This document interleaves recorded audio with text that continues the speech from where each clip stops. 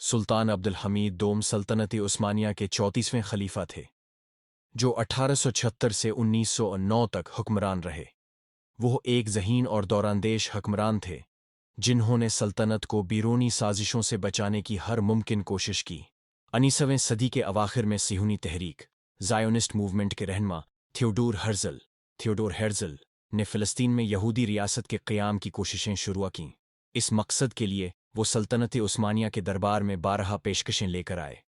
एक मौके पर थियोडोर हर्ज़ल ने सुल्तान अब्दुल हमीद दोम को 150 मिलियन सोने की खतीर रकम की पेशकश की ताकि वो फ़लस्तीन यहूदियों को बेच दें, मगर सुल्तान ने इस पेशकश को सख्ती से मुस्तरद कर दिया। सुल्तान अब्दुल हमीद दोम ने थियोडोर हर्ज़ल को जवाब देते हुए फरमाया, मैं अपनी सरज़मीन का 1 इंच भी नहीं बेच सकता, क्योंकि ये सरज़मीन सिर्फ मेरी नहीं बल्कि पूरी इम्त मुसलमा की अमानत है। अगर सल्तनत टुकड़े टुकड़े हो जाए तो शायद यहूदी बग़ैर कीमत दिए ही फ़लस्तीन पर काबिज़ हो जाएं, लेकिन जब तक मैं जिंदा हूं, मैं अपने जिस्म का एक टुकड़ा भी कटने नहीं दूंगा।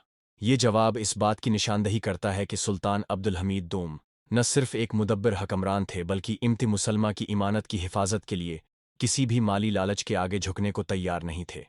मगर 1909 में उन्हें एक अंदरूनी बगावत के नतीजे में खिलाफत से हटा दिया गया, और कुछ दहाइयों बाद बरतानिया और दीगर मगरबी ताकतों की मदद से 1948 में इसराइल के क़याम की राह हमवार हुई।